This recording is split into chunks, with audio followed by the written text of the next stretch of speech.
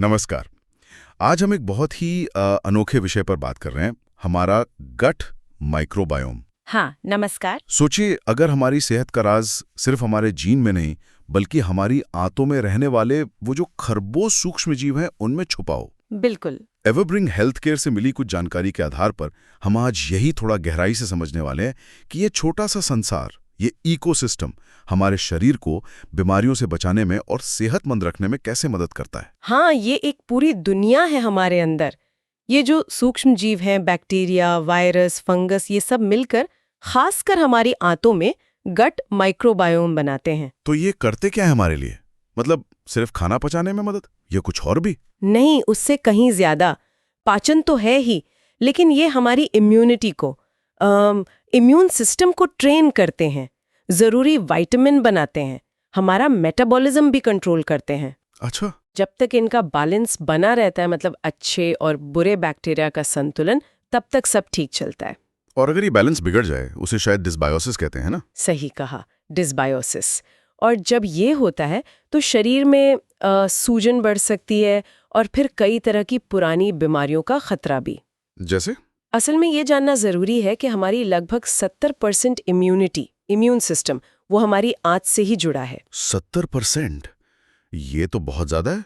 मतलब हमारी इम्यूनिटी काफी हद तक पेट से कंट्रोल होती है। बिल्कुल।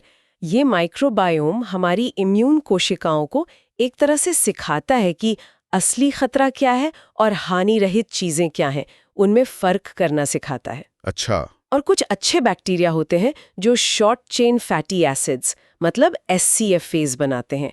ये सूजन कम करने और इम्यून सिस्टम को बैलेंस रखने में बहुत जरूरी हैं। ओके। और हाँ, ये आंत की दीवार को भी मजबूत रखते हैं ताकि लीकी गट जैसी प्रॉब्लम ना हो, मतलब हानिकारक चीजें खून में ना मिले।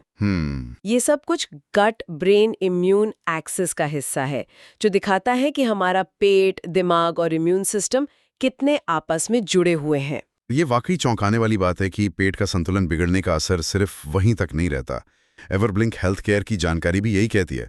इसे इन्फ्लेमेटरी बाउल डिजीज जैसे क्रोन रोग या अल्सरेटिव कोलाइटिस, इनसे जोड़ा गया है। हाँ, और सिर्फ यही नहीं, मेटाबॉलिक सिंड्रोम, जिसमें मोटापा, टाइप 2 डायबिटीज आता है, ऑटो इम्यून बीमारियां जैसे रूमेटॉइड आर्थराइटिस, अच्छा। यहाँ तक कि कुछ मानसिक स्वास्थ्य समस्या है जैसे चिंता, अवसाद और एलर्जी या अस्थमा का बढ़ता रिस्क भी वो बिगड़े हुए गट माइक्रोबायोम से जुड़ा हो सकता है। तो कौन सी चीजें जो इस संतुलन को बिगाड़ सकती हैं? मतलब क्या वजह हो सकती हैं? देखिए, कई चीजें हैं। हमारा खान पान सबसे अहम है।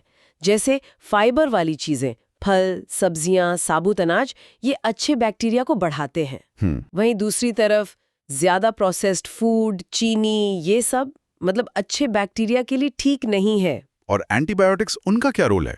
एंटीबायोटिक जरूरी होती हैं, कई बार जान भी बचाती हैं, लेकिन उसका एक साइड इफेक्ट ये है कि वो इन्फेक्शन वाले बैक्टीरिया के साथ साथ हमारे अच्छे बैक्टीरिया को भी मार सकती हैं। अच्छा, तो वो फर्क नहीं करती? हाँ, कई बार। और हमारी लाइफस्टाइल भी, जैसे बहुत ज्यादा स्ट्रेस लेना, नींद पूरी ना होना या दिन भर बैठे रहना, ये सब भी पेट के माहौल पर बुरा असर डालता है। और हाँ, उम्र के साथ भी माइक्रोबायोम बदलता है। तो अच्छी बात यह है, जैसा कि एवरब्लिंक हेल्थ केयर के लेख में भी था, कि हम इसे सुधारने के लिए कुछ कर सकते हैं। ऐसा नहीं है कि ये फिक्स हो गया तो हो गया। बिल्कुल कर सकते हैं। और अच्छी बात यह है कि इसके लिए कोई बहुत बड़े मुश्किल बदलाव नहीं करने, बस रोजमर्रा की आदतों में छोटे छोटे समझदारी भरे सुधार करने होते हैं। जैसे कि? खान पान में क्या कर सकते हैं? खान पान में जैसे प्रोबायोटिक्स शामिल करना, ये दही, केफीर, किमची जैसे फर्मेंटेड फूड्स में मिलते हैं।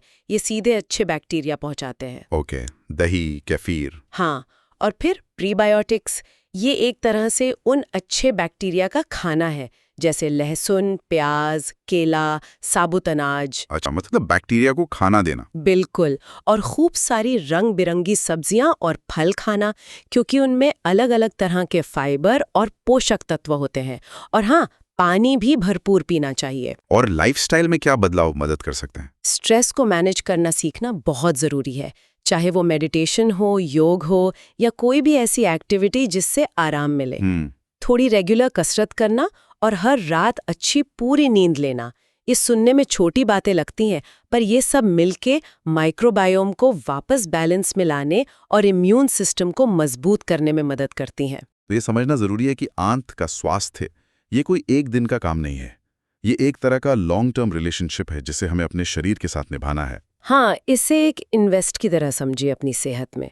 हर छोटा नियमित प्रयास जो हम करते हैं वो एक स्वस्थ माइक्रोबियल माहौल बनाने में मदद करता है, जो न सिर्फ हमारी इम्यूनिटी को मजबूत करता है बल्कि हमारे ओवरऑल स्वास्थ्य, हमारी पूरी वेलबींग के लिए फायदेमंद है। तो आज की हमारी इस बातचीत का निचोड़ एक तरह से यही है कि हमारा गट माइक्रोबायोम सिर्फ पाचन के लिए नहीं है, बल्कि हमारी इम्यूनिटी और बीमारी से लड़ने की ताकत का एक सेंट्रल पिलर है। बिल्कुल। और जैसा कि एवरब्लिंग हेल्थ केयर की जानकारी से भी पता चलता है, सही खान-पान, स्ट्रेस मैनेजमेंट और एक एक्टिव लाइफस्टाइल अपनाकर हम अपने शरीर की इस अंदरूनी सुरक्षा को काफी हद तक मजबूत कर सकते हैं। हाँ, और एक विचार जो आगे सोचने पर मजबूर करता है, ये जो गट ब्रेन इम्यून एक्सेस है, इसको देखते हुए भविष्य में रिसर्च शायद ये भी बताए कि कैसे कुछ खास तरह के आंत के बैक्टीरिया न सिर्फ हमारे शारीरिक स्वास्थ्य बल्कि हमारे मूड और हमारे सोचने समझने की क्षमता को भी, मतलब कॉग्निटिव फंक्शंस को भी गहराई से प्रभावित कर सकते हैं। ये तो बहुत ही दिलचस्प दिशा होगी आगे जानने के लिए। बिल्कुल, इस पर आगे और भी बहुत कुछ पता चलने की उम्मीद है।